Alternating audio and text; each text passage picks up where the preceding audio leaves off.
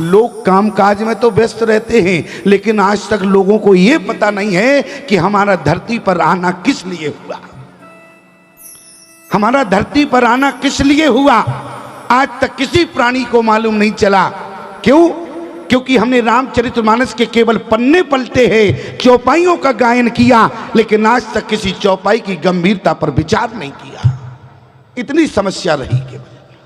लेकिन जरा विचार करना, आज श्री हनुमान जी महाराज ने पांचे पवन तनय श्री नावा, जान काज प्रभु निकट बुलावा, परसा शीश सरूर पानी, कर मुद्रिका दीन जन जानी। मुद्री दे दी हनुमान जी महाराज, और हनुमान जी महाराज ने मुद्री को लिया। पूर्व मुद्रिका मेल मुखमाई। हनुमान जी महाराज मुद्री को लेने के बाद चलने लगे। राम जी ने कहा हनुमान एक काम और है। हनुमान जी ने कहा बताओ। आज प्यारे राम जी ने हनुमान जी को 3 काम सौंपे। कौन? बोले बहु प्रकार। पहला, जानकी तुम्हें ही मिलेगी, मैं जानता हूं। जानकी समुद्र के पार है, और समुद्र पार वो व्यक्ति जा सकता है जिसके मुख में राम नाम होता है। जैसे संसार सागर है, बहु नाम संसार का, संसार से वो व्यक्ति पार जाता है जिसकी जीवा पर राम नाम होता है। और गोस्वामी जी ने तो स्पष्ट कर दिया, कलियुगो केवल नाम आधारा, कलियुग केवल नाम आधारा, सुमेरे सुमेरे नर उतर ही पारा, सुमेरे सुमेरे नर उतर ही पारा, कलियुग केवल नाम आधारा, कलियुग केवल नाम आधारा, सुमेरे सुमेरे नर उतर ही पारा, सुमेरे सुमेरे नर उतर ही पारा। आज हनुमान जी ने राम जी की जो मुद्रिका में राम नाम था उसको मुख में रखा। क्यों? क्योंकि बहुत सागर से पार जाना है। सागर हनुमान जी को भी मिला, और सागर हम और आप भी हैं। जरा विचार करना, यहाँ पर हनुमान जी महाराज से चलते समय राम जी ने कहा, बोले बहु प्रकार सीते समझायो। हनुमान जी ने हाथ जोड़ लिया, बोले प्रभु मैं जानकी को समझा सकता हूँ। बोले क्यों? जानकी को क्यों नहीं समझा सकते? हनुमान जी ने कहा प्रभु जिस समय आपको वनवास हुआ, माता जानकी को कितना समझाने का प्रयास कौशल्या ने किया। अरे स्वयं आपने समझाया, चक्रवर्ती सम्राट राजा दशरथ ने समझाया, लेकिन माता जानकी समझ नहीं पाई। और यदि समझ गई होती तो आज जानकी लंका में ना होती। इसलिए प्रभु जब आपका पूरा परिवार लगा रहा, जब जानकी को नहीं समझा पाया, तो भला जानकी को मैं कैसे समझा सकता हूँ? राम जी ने कहा देखो हनुमान निवेदन कर देना। हनुमान जी ने कहा ये तो ठीक है, निवेदन हम कर देंगे, लेकिन जानकी को समझा नहीं सकते। दूसरी बात राम जी ने क्या कही? बहु प्रकार सीते समझायो, कहे बल भी रहे, कहे बल की बात बताना। हनुमान जी ने कहा प्रभु बल के बारे में तो जयंत ने बता दिया। प्रमाण, जिस समय जयंत गया तो माता जानकी आपके साथ थी। जयंत ने क्या कहा? आतुल्य तो बल, आतुल्य तो प्रभुताई, और मैं मति मंद जान नहीं पाई। इसलिए प्रभु बल के बारे में तो जयंत ने बता दिया था, आप भला मैं जानकी से क्या कह सकता हूँ? राम जी ने कहा तो इसका भी निवेदन कर देना। हनुमान जी ने कहा कोई बात नहीं प्रभु, तो हम निवेदन कर देंगे। लेकिन ध्यान देना प्यारे, अंत में राम जी ने वो बात कही जो हनुमान जी के बस में नहीं था। कौन सी बात? बोले बहु प्रकार सीते समझायो, और कहे बल भी रहे बेग तुम आयो। कौन? बिरही की बात कहना। और जरा विचार करना प्यारे, जितने यहां पर बैठे हैं सब अनुभवी बैठे हैं।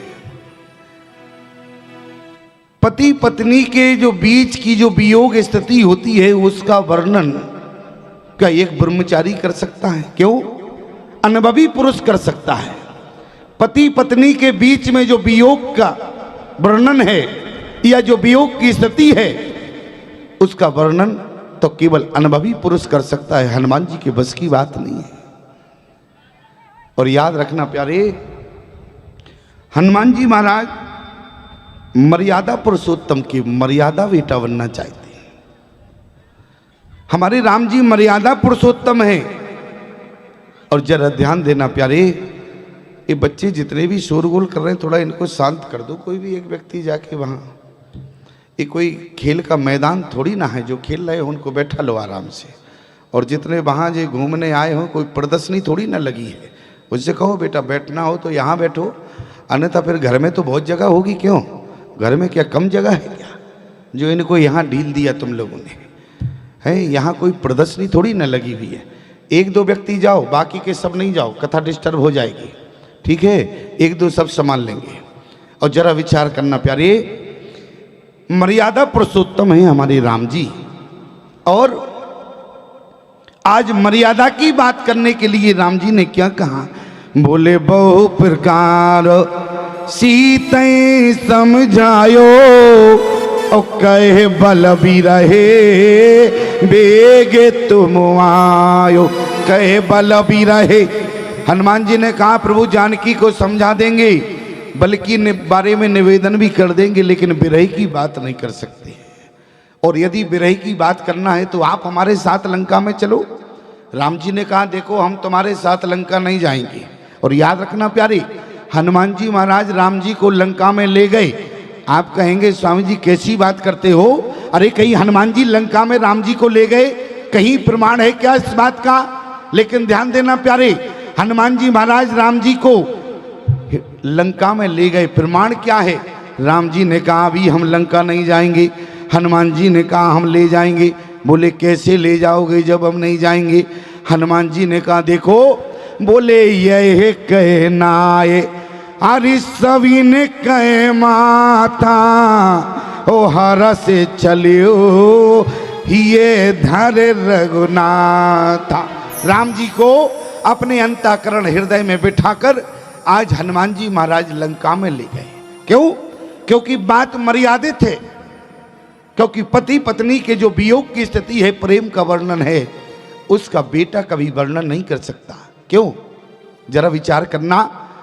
अरे एक माँ से बेटा कैसे कह सकता है कि आपको पिताजी बहुत याद करते हैं? और यदि बेटा ऐसा कहेगा तो क्या मर्यादा रहेगी उसके जीवन में? यदि बेटा अपनी माँ से कहे कि माँ पिताजी तुमको बहुत याद करते हैं, तो याद रखना प्यारे मर्यादा नहीं रहेगी। और आज मर्यादा पुरुषोत्तम है हमारे राम।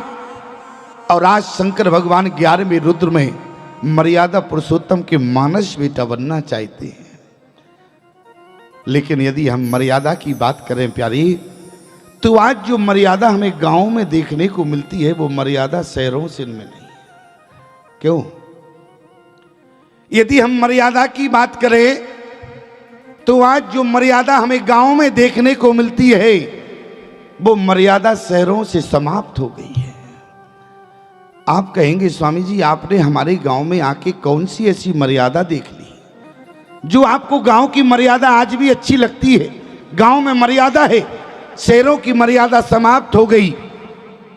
आप कहेंगे कि कौन सी मर्यादा आपने हमारे गांव में आके देखी जो आपको गांव की मर्यादा आज भी अच्छी लगती है? याद रखना प्यारे, अरे हमारी बात तो छोड़ो, स्वयं आप भी जरा विचार करना। एक नजर जरा सारी माताओं के ऊपर जरा डाल के देखना।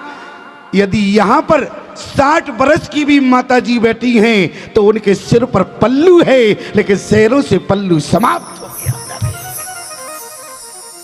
ये क्या है? मर्यादा है। शहरों से मर्यादा समाप्त है। माता जी यदि हम पल्लू की बात करें तो एक निवेदन आपसे करना चाहते हैं। ये बात हमको बहुत अच्छी लगी, लेकिन कथा करने जिस समय हम महानगर में जाते हैं तो ये मर्यादा वहां नहीं होती है। लेकिन जरा ध्यान रखना, आज पल्लू की बात आई तो एक हम आपको सिद्धांत बताना चाहते हैं। आप चाहे जीवन में अपना सिर खुला रखना, लेकिन 4 जगह जीवन में कभी सिर खुला मत रखना। 4 जगह भारतीय सनातन धर्म की नारी को अपना सिर खुला नहीं रखना चाहिए। कहाँ? एक तो आप किसी की यहाँ जब मृत्यु हो जाती है तो उस समय जावे, तो भारतीय सनातन धर्म की नारी को सिर खोल कर नहीं जाना चाहिए। क्यों? क्योंकि उस समय यदि नारी सिर खोल कर जाती है तो उसके पति को रोग लगते हैं। इसलिए मृत्यु के समय में आपको किसी के यहाँ, चाहे भले ही बेटी अपने पिता के यहाँ जावे, उसके मायके में कहीं गमी हो गई हो, लेकिन उस समय भी बेटी सिर खोलकर नहीं जाती है, सिद्धांत है। और दूसरा, किसी के यहाँ बेटा या बेटी हुआ हो, सूतक लगा हो, तो उस समय भी आपको सिर खोलकर नहीं जाना, सिर के ऊपर पल्लू लेकर जाना। क्यों? जो सिर ढककर जाती है तो उसकी संतान में जीवन में कभी कष्ट नहीं आता है। इसलिए माताओं, तीसरी जगह कौन है जीवन में जिसको आपने गुरु बनाया हो, या आप मंदिर में भगवान के दर्शन को जावें तो कभी भी सिर खोल के मत जाना। क्यों? क्योंकि आपके जीवन में जो भजन और पुण्य प्रताप है वो समाप्त, नष्ट हो जाएगा। और चौथी जगह, जब भगवान की कथा को श्रवण करें तो कभी भी सिर खोलकर भगवान की कथा को श्रवण ना करें। क्यों? क्योंकि आपके हाथों में जो रिद्धि सिद्धि है वो जीवन भर के लिए समाप्त हो जाती है। इसलिए 4 जगह कहीं सिर खोलकर मत जाना। और आज जब हम पल्लू की बात करते हैं कि माताओं के सिर पर पल्लू होता है, तो जरा ध्यान देना हमारी बात पर। एक जगह हम शहर में गए, बहुत बड़ी गंभीर बात, देखो सत्य घटना सुना रहे। अच्छा, झूठ तो हम बोलते नहीं है। अच्छा, झूठ क्यों बोले? झूठ बोले तो पाप लगे, झूठ बोले तो पाप लगे। अच्छा, एक व्यक्ति तो बोले स्वामी जी आपके ऊपर तो बहुत पाप लदे होंगे। हमने कहा क्यों? बोले हमने सुना है संत दरस जिम पातक तरही। बोले संत के दर्शन से पाप तो लोगों के मुक्त हो जाते हैं, लेकिन जो लोगों के पाप होते हैं वो संत के पास चले जाते हैं। क्यों? जब लोग संत को प्रणाम करते हैं तो लोग तो पाप से मुक्त हो जाते हैं, लेकिन जो लोगों के पाप हैं वो संत के पास चले जाते हैं। हमने कहा भैया तुमने बहुत अच्छी बात कही कि लोग जब प्रणाम करते हैं तो वो पाप से मुक्त हो जाते हैं और संत के पास पाप आ जाते हैं। लेकिन याद रखना, जो संत को प्रणाम करता है वो पापों से मुक्त होता है, और जो संत की निंदा करता है वो संत के पाप ले जाता है, वो महापापी हो जाता है। ध्यान देना, हमारे पास तो पाप रहा नहीं, आपने प्रणाम किया, आपका पाप हमारे पास आया, जिसने हमारी निंदा की उसके पास पाप चला गया। अब बताओ हम क्या पाप से घिरे लग रहे हैं? क्यों? लेकिन जरा विचार करना, क्योंकि सत्य घटना बता रहे प्यारे। एक जगह हम दिल्ली गए, हमारा चेला था, बोले स्वामी जी आपको विवाह में आना है, निमंत्रण दिया। वैसे तो साधु संतों को विवाह में नहीं जाना चाहिए, ठीक है, साधु संतों को विवाह में नहीं जाना चाहिए। आप कहें स्वामी जी क्यों नहीं जाना चाहिए? अरे राम जी की बारात में तो सबसे ज्यादा दाढ़ी वाले ही गए थे। क्यों? राम जी के विवाह में सबसे ज्यादा दाढ़ी वाले गए थे, और आप कहते हैं विवाह में नहीं जाना चाहिए। अरे आप विवाह में जाएंगे, वर वधू को आशीर्वाद देंगे। हमने कहा वो तो बात तुम्हारी ठीक है, लेकिन जरा विचार करना, कलयुग का माहौल है, कहीं हम किसी के विवाह में जाएं, मान लो हमारा ही मन हो जाए हमको भी विवाह करना, तो तुम समस्या में घिर जाओगे कि नहीं? कहाँ से कहाँ बुलाया है, अब तो बाबा ने बवाल खड़ा कर दिया, अब इसका कौन विवाह कराएगा? मान लो कहीं हम हट पकड़ जाएं तो समस्या में तुम घिरोगे कि नहीं? अच्छा, दूसरी बात क्या है, और मानो कहीं हमारा मन ठीक रहे, अब तुम्हारे ही बेटे का मन बिगड़ जाए, हमें तो बाबा होना है, तो तुम क्या करोगे फिर उस समय? क्यों? उस समय क्या करोगे? मान लो मन है, क्यों मन बिगड़ नहीं सकता है क्या? मान लो मन बिगड़ जाए, उसने कहा कि हमें बाबा होना है, क्यों? क्योंकि लोग बाबाओं का जलवा देखकर पागल हो जाते हैं। एक जगह हम गए, उसने हमारी गाड़ी देखी, बोले वाह महाराज जी क्या गाड़ी है आपकी, बिल्कुल लग्जरी गाड़ी से आप चलते हैं, आपका तो जलवा है। हमने कहा नालायक, दिमाग खराब है, तुम्हें हमारा जलवा कैसे दिखा? बोले आप लग्जरी गाड़ी से हैं। हमने कहा याद रखना प्यारे, महात्माओं का जलवा महात्मा की गाड़ी से नहीं होता है, महात्माओं का जलवा महात्मा की गाड़ी से नहीं, महात्माओं का जलवा महात्मा की दाढ़ी से हुआ करता है। बुरी लगे तो तुम भी रख लो, हमें क्या दिक्कत की बात है? जरा कल्पना करना प्यारे, जैसे ही हम उसके यहाँ पहुंचे और शहर की बात थी, और जैसे ही हम उसके यहाँ गए, और आप सब जानते हैं प्यारे शहरों की दशा क्या है, बोले जितने नौजवान हैं सब मूछ मुड़ाए घूमते हैं। शहरों में मूछें भी गायब हो गई हैं, किसी के मूछ नहीं दिखती है। लेकिन जरा ध्यान देना, और जैसे ही हम उसके यहाँ विवाह में गए तो बरवधू को जैसे ही हम मंच पर चढ़े तो बरवधू का एक जैसा श्रृंगार था। श्रृंगार क्या था? बोले वधू भी अपने सिर पर पगड़ी रखे थी और बर भी अपने सिर पर पगड़ी रखे था। अब हम समस्या में हो गए, आशीर्वाद किसको देवे? अब क्यों आशीर्वाद किसको देवे? समस्या में घिर गए। आप कहेंगे कौन सी समस्या में? अरे समस्या इस बात की, दोनों का श्रृंगार एक जैसा था, ना तो हम ये पहचान पाए ये बर है कि ये बर है, कौन बर है, इनमें कौन वधू है। अब हमने कहा किसको आशीर्वाद देवे? मान लो कहीं सौभाग्यवती का आशीर्वाद हमें वधू को देना है, कहीं बर को दे दिया सौभाग्यवती रहो, तो उस कहेगा महात्मा जी दिमाग खराब है आपका क्या, हमको सौभाग्यवती का आशीर्वाद दे रहे हो? तो हम तो पहचान नहीं पाए, बड़ी गंभीर समस्या हो गई। और मंच के नीचे एक भाई साहब खड़े थे, बड़ी कोट पैंट में थे, टाई लगाए हुए थे। हमने धीरे से कहा हाथ पकड़ के, हमने कहा भाई साहब, इसलिए पहचान करना था इनमें कौन बर है कौन वधू है। और जैसे ही हमने हाथ पकड़ा, हमने कहा भाई साहब, और जैसे ही हमने कहा भाई साहब, उसने नीचे से लेके ऊपर तक देखा हमको, बोले शर्म नहीं आती आपको? हमने कहा शर्म की क्या बात, हमने भाई साहब तो कहा आपसे। अरे बोले बात वो नहीं है, आपने मुझसे भाई साहब क्यों कहा? हमने कहा भाई साहब नहीं तो क्या कहें, आप कोट पैंट पड़े हैं, बड़ी अलटाई लगी है। बोले हम भाई साहब नहीं हैं। हमने कहा तो क्या हो? बोले हम लड़की की माता जी हैं। हमने कहा और गजब हो गया। क्यों प्यारे? अच्छा बताओ, शहरों में ये मर्यादा है क्या? मर्यादा समाप्त है, लेकिन गांव में मर्यादा है। याद रखना प्यारे, आज राम जी ने क्या कहा? बहु प्रकार सीते समझायो, ओ कहे बल भी रहे बेगे तुम आयो। क्या बोले? बहु प्रकार सीते समझायो, ओ कहे बल भी रहे बेगे तुम आयो। पर सासी से सरोवरो पानी, और कर मुद्रिका दीन जन जानी। आज प्यारे हनुमान जी महाराज के सिर पर हाथ रखा और अंत में क्या कहा? बोले कहे बल भी रहे, अरे कहीं बल भी रहे बेग तुम आयो। बेग माने होता जल्दी आना, देर मत करना, ध्यान देना। और जैसे ही हनुमान जी महाराज को भेजा, हनुमान जी महाराज मर्यादित बेटा हैं, लेकिन आज समाज से प्यारे बेटों की मर्यादा समाप्त है। आज समाज में बेटों की मर्यादा समाप्त है। और जरा ध्यान देना हमारी बात पर, एक जगह तो और गंभीर समस्या हो गई। एक व्यक्ति हमारे पास आया, बोले स्वामी जी समस्या है। हमने कहा बताओ समस्या क्या है? बोले बेटा बहुत नालायक है। तो हमने कहा हम क्या कर सकते हैं? बोले आप घर पे चलें तो आप संत हैं, उसको समझा देना, आपकी बात मान जाएगा। तो हमने कहा ये बताओ बेटा करता क्या है? बोले कुछ नहीं करता है, घर में पड़ा रहता है, 2-4 गालियां और दे देता है। हमने कहा ये बताओ, मान लो हम घर में गए और 2-4 गालियां हमको और दे दी, तो हम और बेइज्जती का सर्टिफिकेट लिए घूमेंगे नगर में। बोले नहीं नहीं, आप संत हैं, आप चले तो आप समझा देंगे। हमने कहा मान लो कहीं बेटे ने हमारी ना मानी तो? हमने कहा एक बात बताओ, बेटे को न समझाएं, तुम्हें समझा दें तो समझ में आ जाएगा। बोले तो हमें ही बता दो उपाय क्या है। हमने कहा उपाय सिर्फ इतना है, यहाँ पर कल तक हमारी कथा है, और कल जैसे ही यहाँ से हमारी रवानगी होगी, तुम अपने घर में जाओ, बैग लगा के आओ और हमारे साथ चित्रकूट चलना।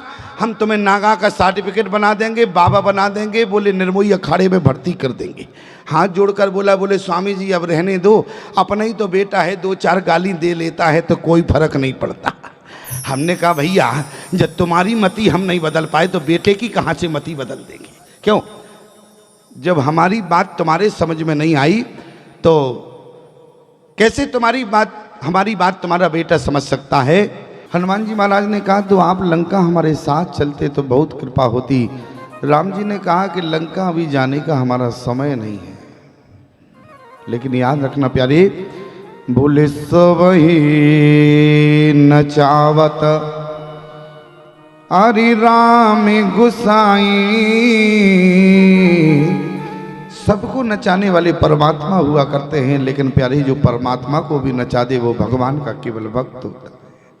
आज हनुमान जी ने कहा चलना पड़ेगा, और हनुमान जी महाराज ने बोले ये कहनाए अरे सविन कहे माथा ओ हर से चलियो ये धर रघुनाथा। आज अपने अंतःकरण में राम जी को बिठा कर ले गए और जरा विचार करना, यदि आज हनुमान जी महाराज लंका में राम जी को न ले जाते तो जो माता जानकी ने प्रश्न किया उस प्रश्न में हनुमान जी महाराज फंस जाते। क्यों? जो राम जी ने बिरही की बात कही वही बात माता जानकी ने हनुमान जी से पूछ दिया। प्रमाण? बोले सहज बान सेवक सुखदायक और कबहु की सूरति करते रघुनायक। क्या राम जी हमें कभी याद करते हैं? हनुमान जी ने कहा कि प्रभु यदि आज तुम्हें हम लंका में ना लाते तो आज ये हनुमान आके फंस गया होता।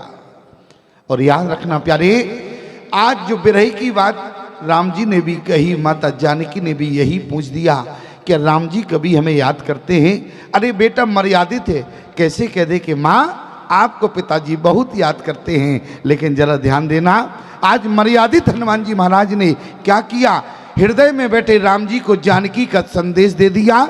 बोले यह कहनाए अरे सविन कहे माता ओ हर से चले हो ही धर रघुनाथा। राम जी कहाँ हैं? बोले हृदय में है। और संदेश किसको दिया? बोले रघुपति कर संदेश अब अरे सुन जननी धर धीर वस कहीं कपि गद गद भयो और भरे विलोचन नीरा। हनुमान जी महाराज गदगद हो गए। और जब प्राणी गदगद होता है तो कानों से कुछ सुनाई नहीं देता, आंखों में अश्रु की धारा होती है। ये स्थिति केवल क्षणिक मात्र होती है। और आज गोस्वामी जी कहते हैं कि हनुमान जी महाराज गदगद है। और जब हनुमान जी महाराज गदगद हुए तो यहां पर जानकी से संवाद हुआ। कौन बोला? बोले कहो रामा। सुंदर कांड में स्पष्ट लिखा क्या? बोले कहो राम अरे वियोग तब सीता मोकौ सकल भये विपरीता। कौन बोला यहां पर? याद रखना प्यारे, यहां पर हनुमान जी नहीं बोले। क्यों? आप कहेंगे हो सकता हो कि गोस्वामी जी से त्रुटि हो गई हो। हमने कहा गोस्वामी तुलसीदास जी से अपराध नहीं हुआ, गोस्वामी जी की कलम ने तो सही लिखा कहो राम। बोले हो सकता हो कि शंकर भगवान ने मानस को रचा है, रचि महेश ने निज मानस राखा और शंकर भगवान पीते हैं भांग। हो सकता हो भांग पिए हो, उस समय शंकर भगवान ने रचना को गलत कर दिया। जैसे कि अभी बोला, कौन सी मंडली थी ये है? बोला पिलाना तो चाहिए था भांग का गोला, लेकिन पिला गए शरबत। क्यों? अच्छा, भोला मंडली को शरबत पिलाना चाहिए था। माताएं कहती हैं नहीं शरबत पिलाना चाहिए था, लेकिन हमारे भावबंदी कहते हैं नहीं, बोले उन्हें तो भांग घोंट कर पिलाना चाहिए था। लेकिन ध्यान देना प्यारे, ये तो विनोद की बात है, लेकिन याद रखना बोले यहां पर कौन बोला? हनुमान जी नहीं बोले। प्रमाण? बोले कहो राम अरि वियोगो तब सीता मोकौ सकल भये विपरीता। हो सकता है कि एक बार त्रुटि हो जाए, लेकिन दोबारा पुनरावृत्ति नहीं होती।